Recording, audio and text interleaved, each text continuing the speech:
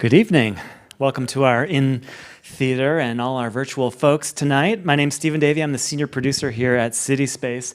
We're in for a good conversation tonight. I'm sure you've been seeing it in the airwaves. Thank you to tonight's sponsor, Delta Dental of Massachusetts. Now, you may have noticed with the growing volume of political ads on your TV, both in number and literal volume, we are exactly 3 weeks away from the 2022 midterm elections as of today. As always, the midterms mark a reflection point for our country. But the political climate in the U.S. seems more fever-pitched and polarized than ever before, with questions about election infrastructure and voting machines, new state laws restricting voting access, election workers threatening to leave their posts, and misinformation abound. That's why we're here tonight, helping us sort out what's at stake. We have to make our decisions as we make our decisions on Tuesday, 3 weeks from today, unless you're voting early. Joining us is Jill Lepore, historian and Harvard professor, Shermichael Singleton, host of MSNBC's Screen Share on Peacock, and Guy Uriel Charles, the Charles Ogletree Jr. Professor of Law at Harvard. And in the moderator chair tonight, here and now, co-host Robin Young. And we want to hear from you.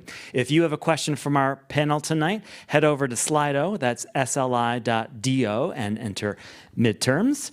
And now, please welcome Robin Young, Guy Uriel Charles, Shermichael Singleton, and Jill Lepore. Thank you.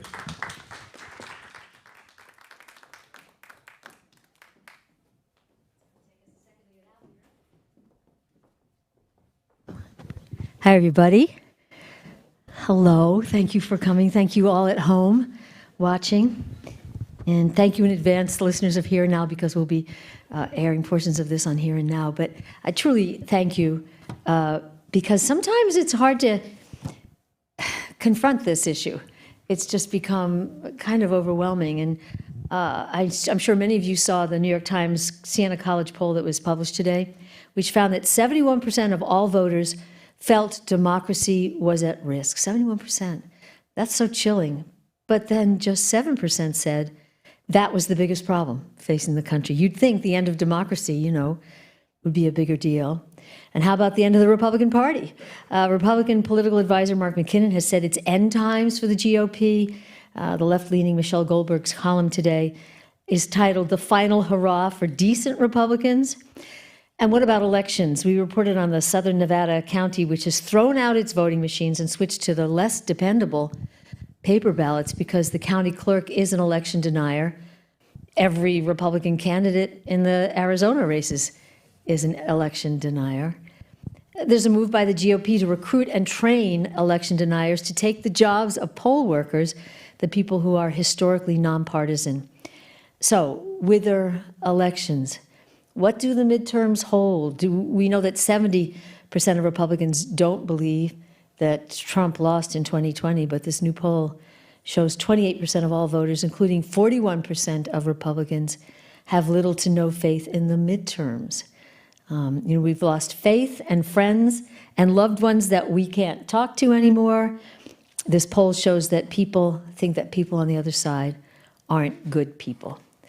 So on that cheery note, where are we? Where do we go from here? Have we been here before? I want to start with Guy. You are such an expert in the infrastructure, the nuts and bolts, election law, but also what happens at polling places. What keeps you up at night? That's a great question.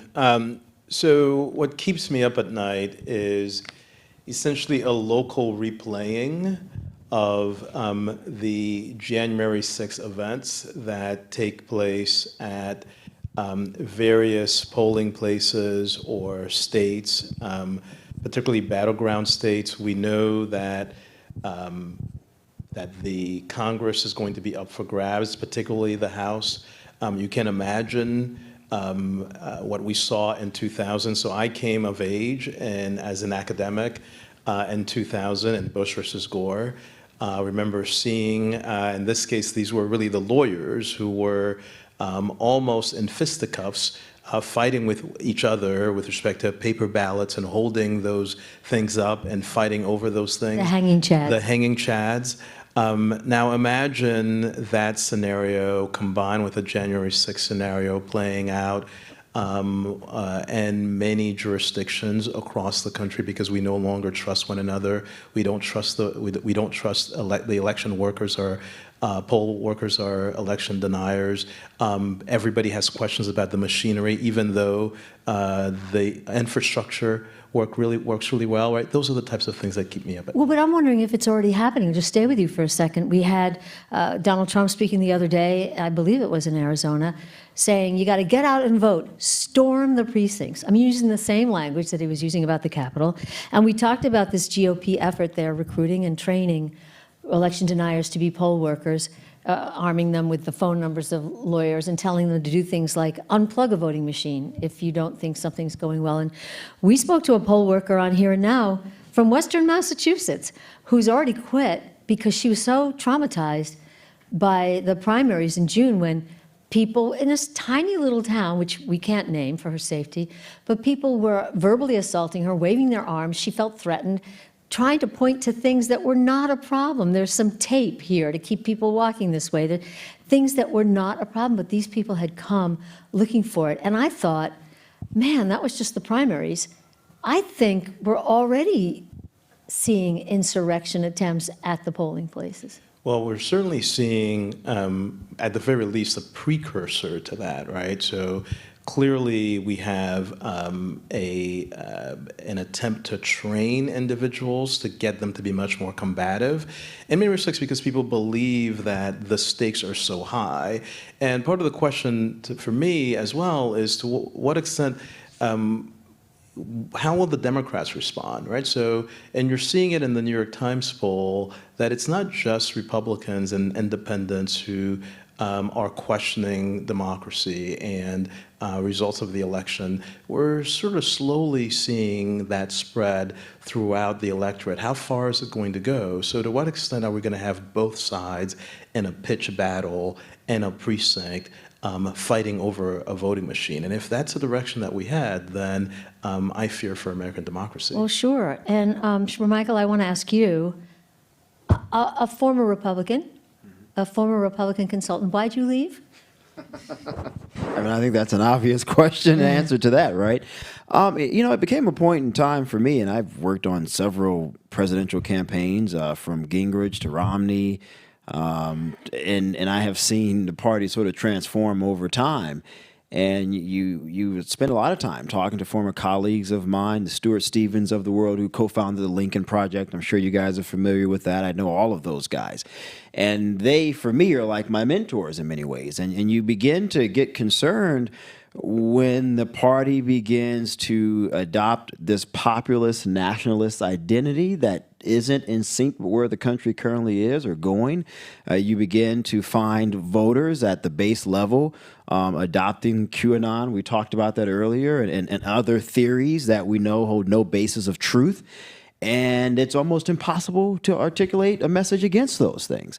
And so for me, it just became a point in time where I said, this isn't a healthy party that is a part of our democracy. This is a party that is in many ways chipping away from the fabric of our democracy. And I certainly couldn't be a part of that. Well, you were at the time, I believe, if I got this right, you were working in support of Secretary Ben Carson, Yeah, yep. The youngest ever Department of Housing and Urban Development Deputy Chief of Staff. And you were fired after writing an op-ed critical of President Trump's characterization of black voters. And I thought, you know, legislating is a serious job. It's one thing to be a campaign operative or to be an opposition researcher, and I've done all of those things, and you know, your job is to win for your team, by any means necessary for the most part. But once you become a political appointee and you're a third or fourth in line of a multi-billion-dollar agency, you know, I have to advise the secretary on issues that aren't just relevant to Republican voters. Our job is to adhere to policies that will advance all people, regardless of their political party identity, regardless of their race, gender, etc. And I just didn't necessarily see that. And I thought to myself, well, goodness, if winning means we only cater to our side, then what does this mean for the healthiness of our democracy? You can't have a thriving democracy that way. I want to get to Jill on that, but what do you think happens to the party which has convinced its base? Sure. I believe, I have friends who are petrified. They're sick over things they believe that aren't true.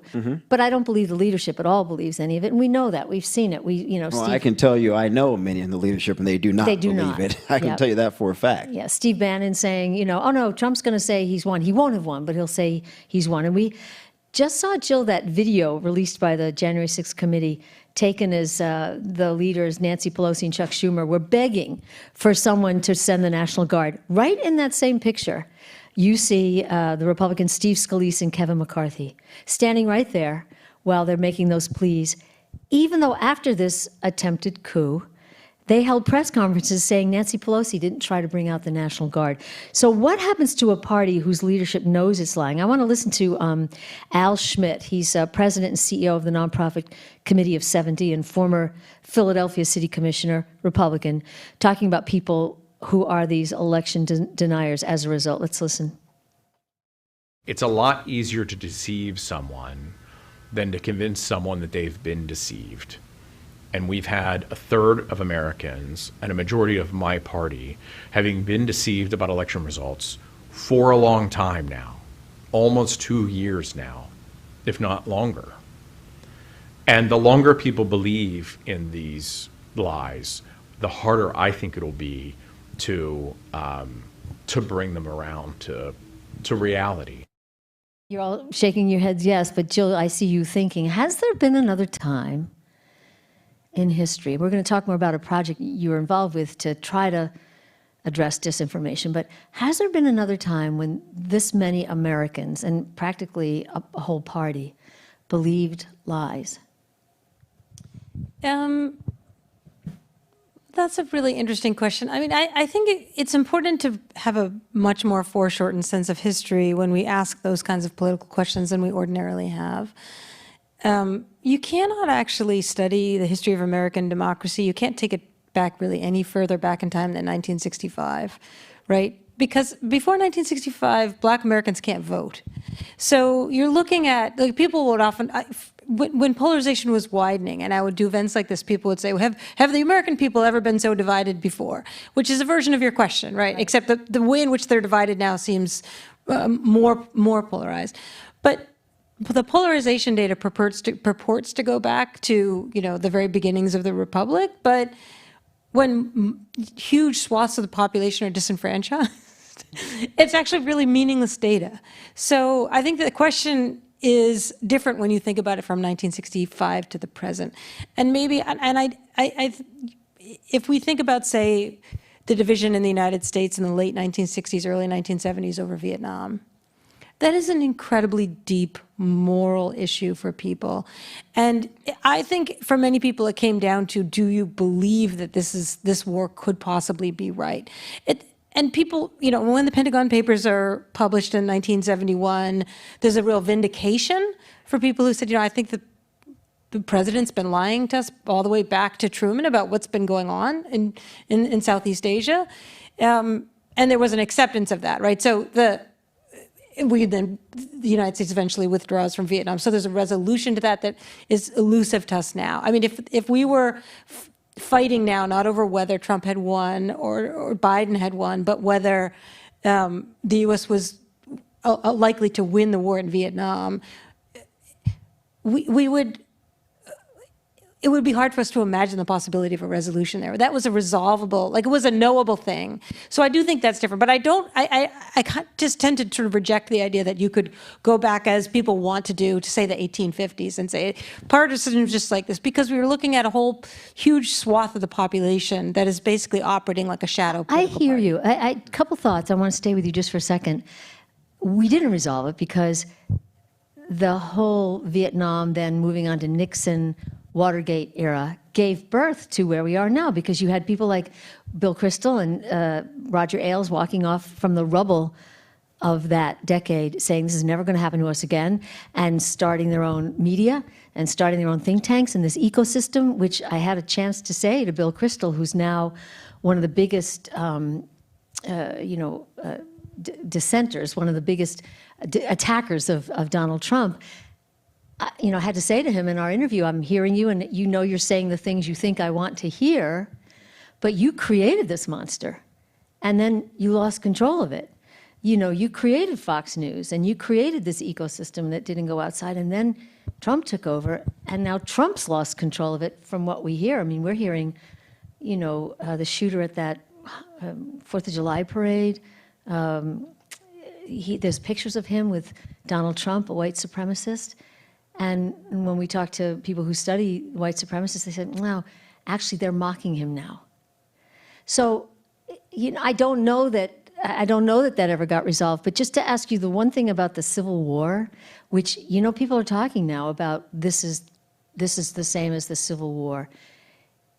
Yes, I hear your point. But is it because it feels like, people were throwing out things like states' rights, but it was really against people, white people, for slavery and against slavery. It seemed pretty clear. And it was how you felt.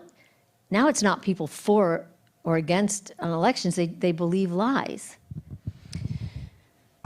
I don't know. I'm not sure I totally buy that. I'll be honest Well, with you. you're Jill Lepore, so we're going with you. Yeah, I mean, just to go back to your point, I do actually think, right, polarization has been on the rise since about 1970, and it has consistently risen since that time. So the polarization makes the kind of the possible shared reality impossible ultimately as it proceeds. So I completely agree with you there, and I will accept the correction that we didn't somehow come to a kind of reconciliation about our division over the war in Vietnam. But the reason that I think, for historians, the 1850s is the first time that political maps appear. They're not colored because there's not color printing yet, but they're black and white, where the free states, that is the states where the constitutions have made slavery illegal, are represented in one color, and the so-called slave states, states where slavery is in the Constitution and constitutionalized in the state constitution, are maybe they're in hash marks or something. And if you look at it, they're really interesting. You see these political maps all the time in the 1850s, and Americans come to think of themselves this way. I live in a free state, I live in a slave state. And you don't see that again until really after the 2000 election, right? When CNN has introduced the red state, blue state color scheme for color TV for live coverage. And distressingly, I can remember watching TV coverage in 2000 when they bring out the maps and the Wolf Blitzer and the John King and the holodeck and whatever the latest gizmo is. But when you look at the map, it is the same map as the map in the 1850s, right? The political divisions in the country between free states and slave states, and what later becomes the blue states and the red states. So if you were to map states that if a pro-life constitutional amendment were on the state ballot as a popular referendum, would favor that versus oppose that, which is a sort of a proxy for a red state, blue state, right? You get a map that is freakishly similar to the divisions in the 1850s. So there's a structural way in which when people talk about Civil War, and I don't think that exactly maps onto a proportion of the population that does or does not believe that Trump lost in 2020. But I do think there are deeper ideological commitments that somehow loosely line up with some of those questions. And I think those are more interesting, they're more long-lasting, they have longer roots.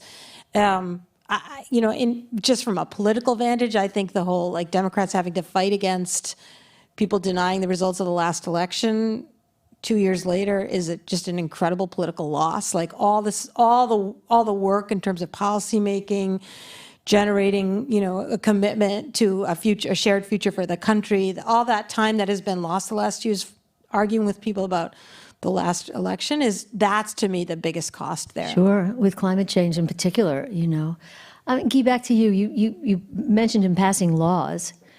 What laws frighten you? What are you talking about there? States passing their own laws, and what kind would they be about elections? So here's what I find when I teach some of this stuff, things that I say to my students, is for the most part, we've gone from trying to persuade one another as a way of determining election outcomes, right? So theoretically, what we would do is we would decide and make decisions on the basis of policy and then say, okay, I have the better idea, I got the most votes, I win. Instead, what we are doing is we're using election rules as a way of structuring the political process. We did it very strongly in the Jim Crow era in a way that was very directed toward particular people, African Americans and specifically, but also that swept in a bunch of white folks as well. So we wanted to take away the power of the black vote, and particularly places in the South, especially around the turn of the 19th and 19th century, the beginning of the 20th century, didn't want the black male vote to swing among the competing powers, so we set them aside. So we do have a history of doing this, of using election rules as a way of structuring the political process and maintaining political power. What I think is interesting about it now is that history goes beyond race and includes ideology and partisanship. So it's not just something that is targeted at particular racial groups. It sweeps them in, especially because of the way that partisanship and race are intertwined together. And so we use election rules as a way of obtaining and maintaining and controlling political power. Weapons. And that's difficulty. Yeah. That's a difficulty. And now white voters get to feel how Jim Crow quizzes, before you could vote, for instance. Well, we get to see how difficult it could be in some places, right? So, North Carolina, as an example, used to have one of the most liberal voting rules, same-day registration, made it easy for people to vote. And then after the Supreme Court struck down Section 4B of the Voting Rights Act, then the rules changed, and so it made it harder for a lot of people, including Republicans, Democrats. But there's part of this that's really interesting. I'm sure you saw recently the report that came out that Governor DeSantis is crafting and taking voting rules to make it easier in places where Republicans can vote, and to make it harder or not make it harder for Democrats. So there's this nefarious use of voting rules as a way of maintaining and controlling power that has taken a different turn. Sure, redistricting and all of that too. But we have a question from the audience. Thanks so much. And don't forget, you can submit them at Slido, #midterms. This is curious, but it has to do with some of the mechanics. Older Americans have in the past thought mail-in voting was more convenient. So why would the GOP, whose base is generally older, turn away from this convenience? Do any of you have a thought on that? I don't know. I mean, the GOP base is typically older, but I think what you're beginning to see now, and I was just on a call with some friends who called to just get my thoughts on some of the national senatorial campaigns and what they think the legislative agenda may be for the party if they do regain control, which it looks like they may. And they're looking at targeting African-American men, they're looking at Hispanics, they're looking at the Asian community, which from the perspective of both political parties has really been an untapped base. And so what the party operatives and strategists are beginning to consider is how can we extend, if you will, the base of the party. The party recognizes that there are a lot of older people, and they are, from my understanding, beginning to focus on targeting younger groups, particularly people of color who they believe are open-minded to voting Republican. And I think from a strategic position that is a smart direction to go. I do think that there are communities in the country that may be open to certain messages of economics or conservative cultural leanings and underpinnings that the party says that they represent. They would be open to those messages. And so strategically, I think Republicans are thinking long-term about expanding the party and challenging their Democratic counterparts with groups that you probably would not have expected a few elections ago. Well, there's, by the way, to that, there's part of that polling today that showed that Democrats and independents who absolutely believe Joe Biden is the president would be willing to vote for an election denier if they had their issue at heart, whether it was inflation, probably stopping inflation, in the economy right now. But if I could just give an example, I'll give a quick example. Oftentimes we characterize the Republican Party as being anti-immigrant, anti-this, anti-that. And an interesting focus group data that I just saw a few days ago that a friend shared to me said, read through this, I'm curious to hear your thoughts. And I sent a very lengthy, detailed email in my response.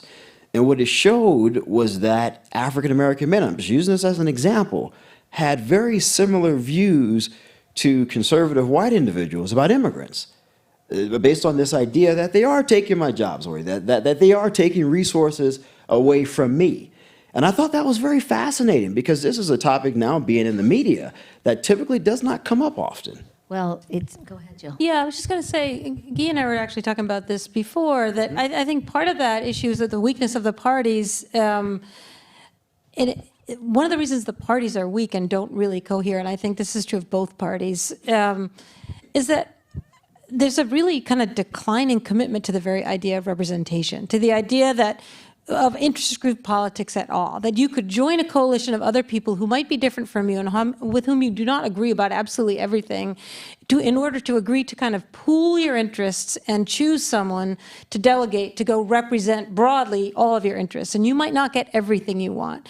I think just so much of our sort of, click and opine culture builds on a lot of kind of hyper-individualism that goes back some decades now, means that young people in particular, they just can't imagine why they would belong to a party. I mean, it doesn't make any sense. So voting against your party seems entirely natural. And if we had a very different political system that hadn't really evolved to really require parties.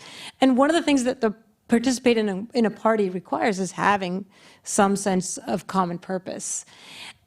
And you just really search in American life to see places where people have a sense of common purpose beyond specific activist movements, right? Where there is a great deal of common purpose. But I even find, like, teaching undergraduates, we do kind of efforts on how would you devise a constitutional amendment and who would you go to for support for it. It's really hard for them to think about coalition building. They really just are really committed to a set of ideological purity tests that everybody must pass before they can even come into a room.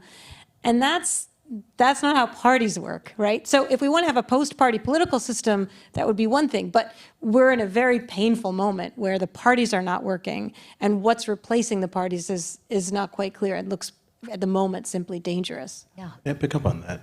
Because I think it also brings a larger point, which is part of what a democratic polity means is a whole bunch of people with inconsistent commitments trying to figure out how to live with one another, right?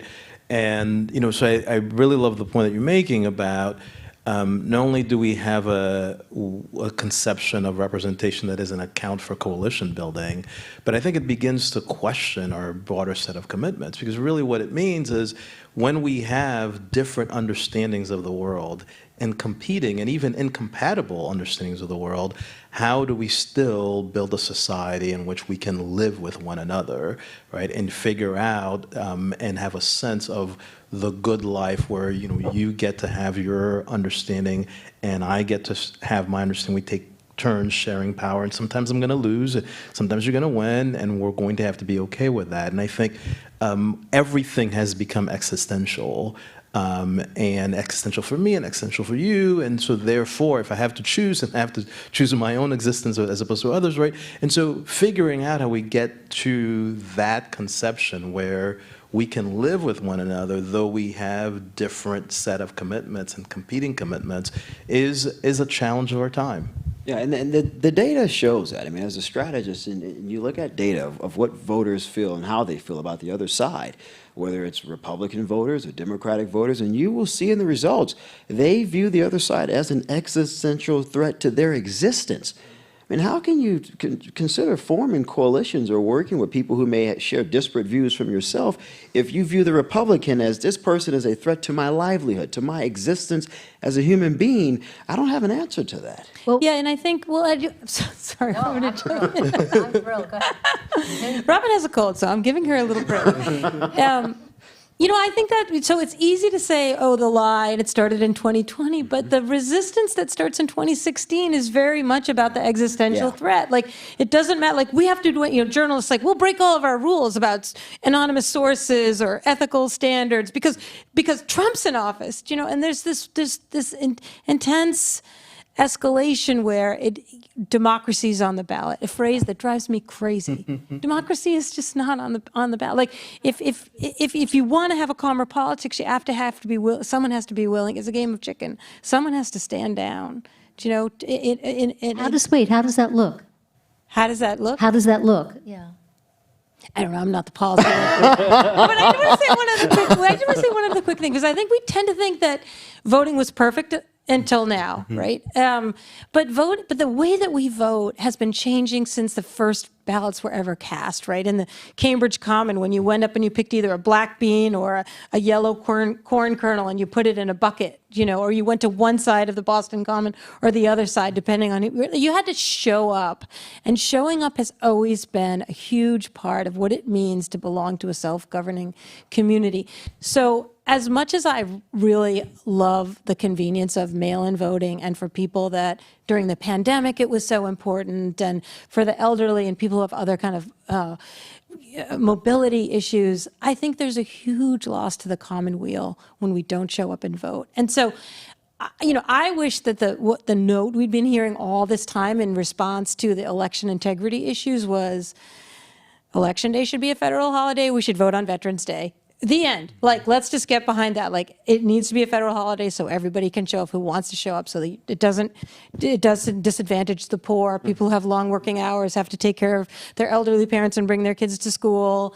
That the Election Day, as a celebration of the day that we come together and do the thing, which is to say, hey, I'm here with my signs for, Smith, and you're here with your signs for Muhammad, but let's get coffee and during the break, like that, where people can be there together. And that, that's not something that either side is engaged in the work of calling for or celebrating, right? We're too busy demonizing, the other side are election deniers. Well, you guys are, like, the Washington Post "Democracy Dies in Darkness" was a long time before the election was denied, right? The escalation, the rhetorical escalation around what is at stake, it's either I'm good or you're evil. Like, that's really, that has been a real problem. And I'm sorry, and I'm just wondering. Well, no, I mean, because it raises such a, I want you to pick up on that, Guy, but unfortunately I'm going to ask you the question that maybe I should ask Jill, but I can feel it. We're getting some questions about, well, how are we supposed to talk to somebody? Again, I'm betting we live in Boston/Cambridge, although, as we're finding, we have white supremacists who live right with us, and the state's becoming very purple in the middle. But we don't rub up against some of this much. But, people, I mean, do you worry, Guy, that people might be coming to polling places not with their placards but with pitchforks?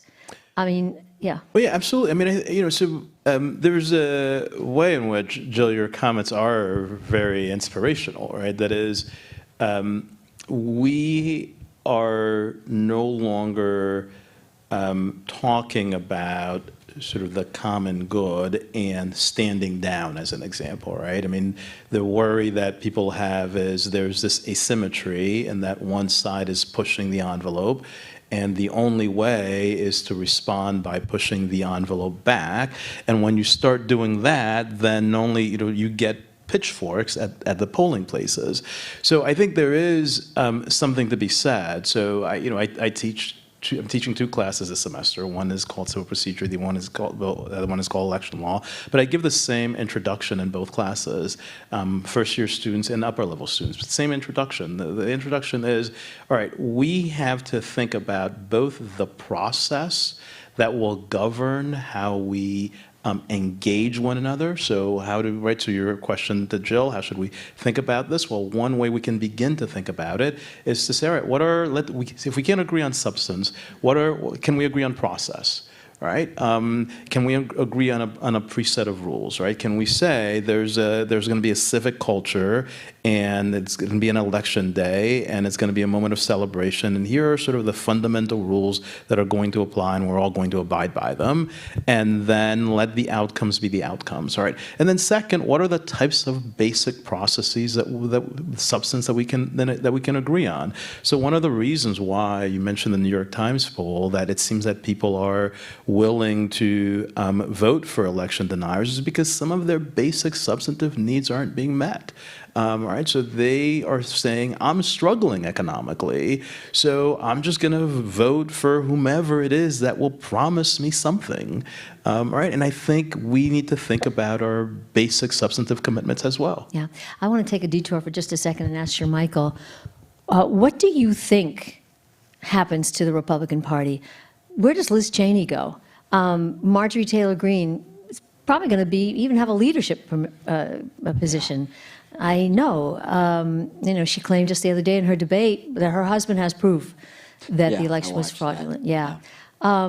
So what does the party do with Liz Cheney kind of, and by the way, a lot of people on the left wouldn't agree with 90% of, her policies, but she certainly, has been heroic through the committee. What happens to the Republican Party? I mean, I think the Liz Cheneys of the world, the Adam Kinzingers of the world, the Bill Kristols, I know all of them, the Michael Steeles. The Evan McMullins, who's running as an independent in Utah. We've tried to form other groups. We've tried to form anti-Trump groups. We've tried to form groups of Republicans for democracy. And one of my biggest critiques with all of the groups we've tried, I've been a part of every last one of them, we haven't been effective. We have not been effective at reaching Republican voters the way we need to in order to have the structural change that's necessary. And so when you talk about having a federal holiday to vote, I do wonder if that would be good, because there does indeed appear to be a detachment, at least on my former side, from a reality that I think we at least once accepted to be true. These are the rules, baseline. We're all going to share and agree on this is how we're going to govern ourselves. That agreement is no longer there, because as I travel the country and I listen to Republican voters and even some of the folks that have recently been elected, they fundamentally they don't trust any aspect of the system anymore. None. And I'm just going to throw in a listener question.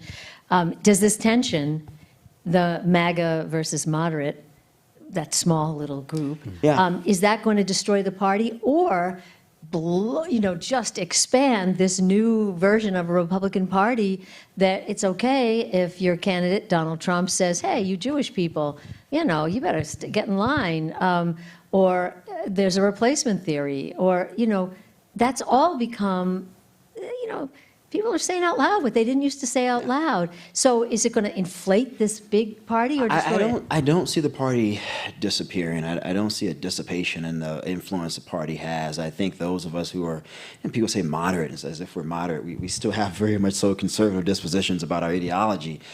We just believe democracy is important. I don't think we have a fighting chance. I'm being very honest. I'm being very candid about this. Every meeting I've had, all of the data that I've looked at, I do not believe the group of us have a fighting chance to transform the party. And as Michael Steele, he always tells me, at this point, I don't know, what can we do? What can we do next to transform this party internally? I think Republicans are starting to realize, again, going back to the point I was raising earlier, that they're finding within groups, subgroups, where their messaging is palatable. And I use black men as an example because that's a group that I've been really focusing a lot on with the Georgia race. And a lot of people are surprised about that for a lot of different reasons. But they're looking at black men. They're looking at certain individuals within the Asian community. They're looking at groups of men within the Muslim community. And they're being able to articulate this message that these people are against you, or these people are against this idea of a cultural norm. Yeah. Correct. And what you're finding when you look at focus group data on this stuff, you're seeing movements of people, you're seeing movement where people are saying, that's actually true. These folks don't really care about my way of life. It reminds me, Jill, of that classic line, but I'm not talking about you. Right. Right, when we talk about replacement theory. Jill, is there a time in history when, I think I'm thinking of one, but when a party really rose from ashes and kind of, almost went off the cliff? And parties die. They're born and they die. The Republican Party was born on a day in 1854 in Wisconsin, in Ripon, Wisconsin. That was the day. It will die one day, right? The United States will one day. History is very humbling because most things are going to end, everything's going to end. So I don't have, I think we could also argue whether the Republican Party is the Republican Party anymore, right? It's in name only. Yeah. It is the Republican Party that are the rhinos, right? Like the Republican Party no longer exists. The Republican Party of as it was defined and as it was in some consistent way for a number of decades. And the same is true of the Democratic Party. The Democratic Party is a totally different party than it used to be. So I think the bigger question, frankly, is whether the party system continues. Now, to return to that question, I think, you know, both parties, as has been pointed out by many commentators, are really hollowed out. They're just very hard on the outside, and then there's really nothing inside. And that's an extremely brittle condition. And much of our politics has that same kind of brittleness, right? And I think that this sort of how far can a thing bend before it breaks is a question that we ask about the Constitution these days as well. I have a question here. I spoke to Dr. Yasmin today, who's with Stanford, and she's determined to treat disinformation and stuff that's on social media as illness. She worked for the CDC, and she found the same tracking of misinformation as she did of viruses. So as you see a virus track, oh my God, there goes the disinformation about shots right along with it. And the same, she applied it to politics, and she found the same thing. You know, there goes the disinformation, and there is the action that comes from it. And she's talking about how, you know, you have to have conversations with people in a different way, you know, instead of speaking to someone you don't disagree with and saying, this isn't true, how can you not know this isn't true? Ask them, well, where did you get the information you have? And then maybe pick one of those pieces of information and say, well, actually, could you look over here? Because I think that this is showing that that's not true. You know, not attacking people.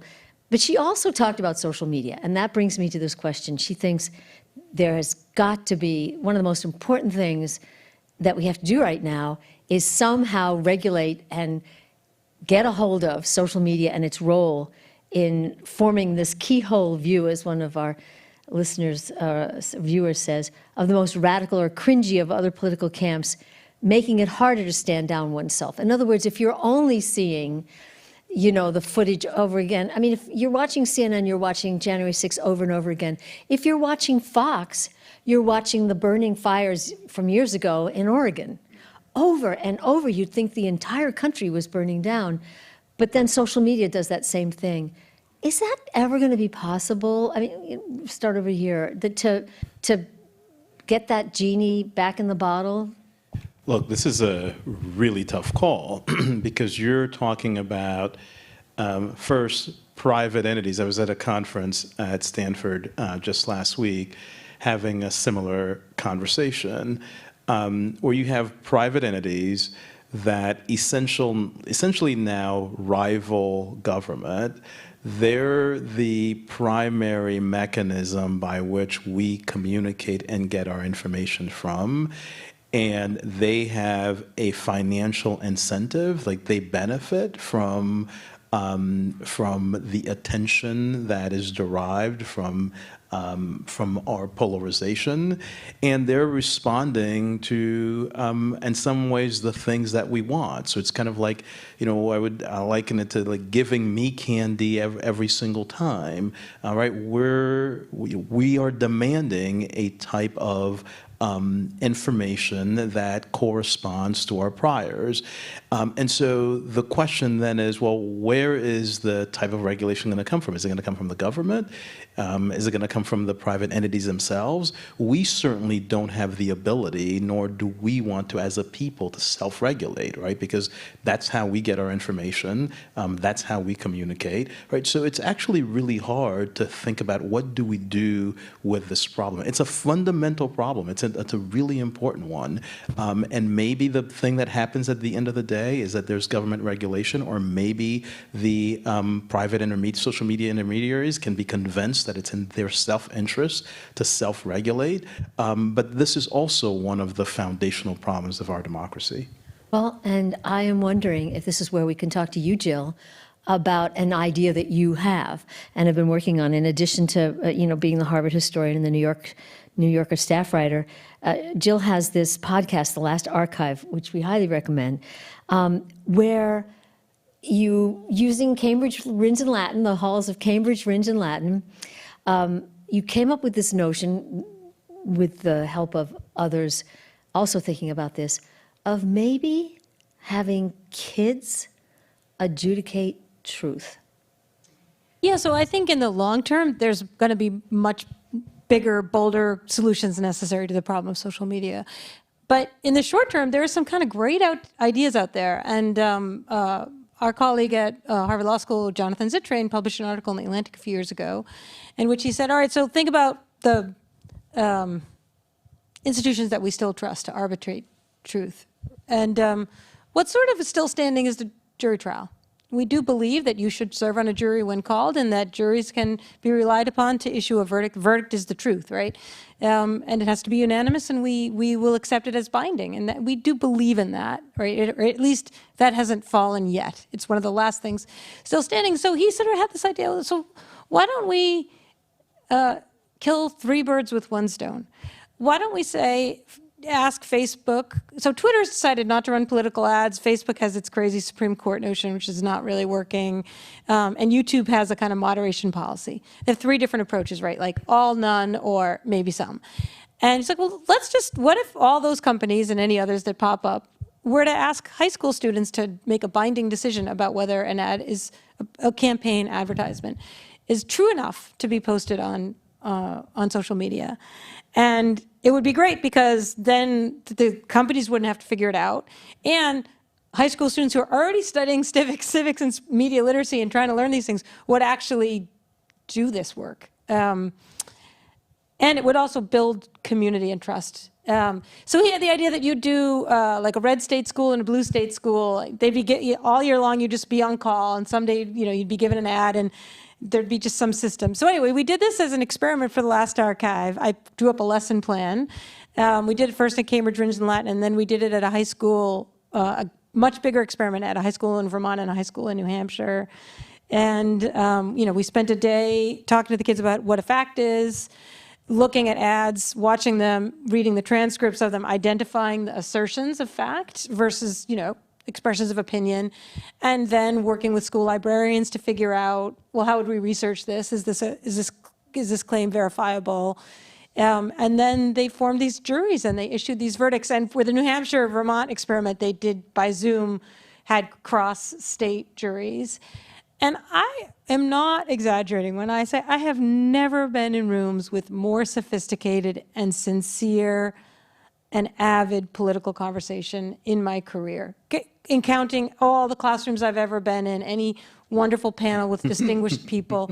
These kids were so determined to get it right. They cared so much. They didn't know anything about these issues, but they were damned if they were going to get, and nobody calls bullshit better than a teenager. They're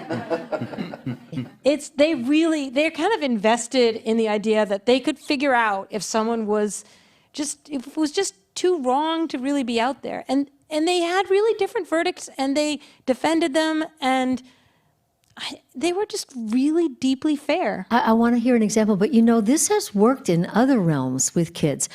Some schools and some towns have adopted kid juries for minor infractions by other kids. So in some schools, you go before a jury of your peers, and they decide whether or not you stole that bag, or if somebody had a fight, what should happen. And it's been amazing, because they all respect each other. And as you said, the kids on the juries take it so seriously, because they are a jury of peers. Give me an example, can you, of something that they might have... Yeah, so one that we did, this was in February, so a long time ago. It's a little bit hard to spot elections that might still be live. But we luckily chose Mandela Barnes and Ron Johnson for Wisconsin. We had a brief kind of just autobiographical ad from each of them. And, Cambridge is a pretty liberal town. There were conservative kids in this classroom. We chose them where I knew some of these kids. But they thought that Mandela Barnes' ad was vacuous. They were like, there are no facts in this ad. It's like, I guess he's a long distance runner. He looks like one. That seems, but we could verify that. And they thought that Ron Johnson's ad was inflammatory, that it was sort of a list of things that were explosively wrong with America. And they were just, it was almost like spoken word poetry. He was like, Kenosha on fire. And they're like, what does that even mean? You know, how do we fact check that? It was a really interesting conversation. I remember it was line 10 from the ad. We had this really lively conversation because, you know, really committed Black Lives Matter kids, activists in that class were like that's just so inflammatory and it's miscued, it's misrepresenting.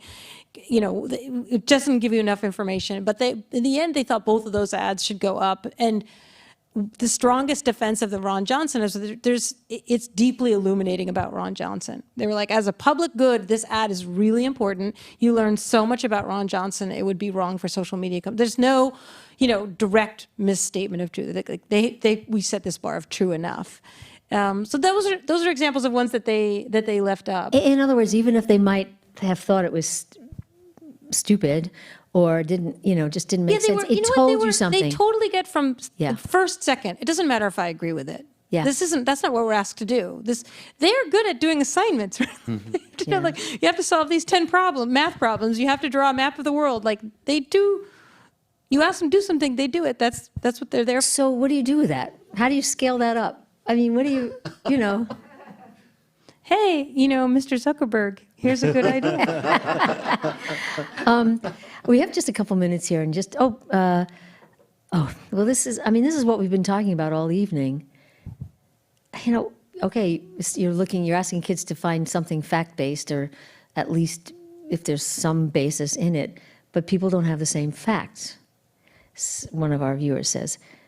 Again, we keep coming back to, and I know you don't think democracy's on the ballot, right? I mean, I hear you, but people do. Can democracy survive? You know, are you worried? I'm an optimist by nature, so I'm going to give you the optimistic answer. The optimistic answer, though I agree with Jill that yes, all things end, but this is our best way. Democracy still remains the best thing that we know for preserving our sense of the good and for our best understanding of self-fulfillment. And so my role and my part is to inculcate that idea in the minds of young people and to help them and give them the skill set to be able to go out and implement it and to realize that it's okay sometimes if you lose, but we still must maintain a commitment to stick with one another. So, and I think, you know, there are reasons to believe that, yeah, things were difficult in 2020, but our fundamental guardrails still held on. And I think there's something to be said for that. That's something that we can build on. I don't know if the guardrails will hold on in 2024, depending on the way the election will go. And I'm very pessimistic about the future. I look at the focus group data. I look at the messaging that's being crafted from when I was an actual strategist and how we would move people and the things that people most concerned about and were most concerned about compared to now. I look at the complete distrust of every aspect of the system. I'm in media now. I see so many flaws in media and a responsibility that we have to tell the truth on both sides and to be objective and methodical in our approach. No one's interested in that because if I get ratings and we're making money, then we're doing well, regardless of the messaging that I'm putting forth for people to listen to and ultimately believe.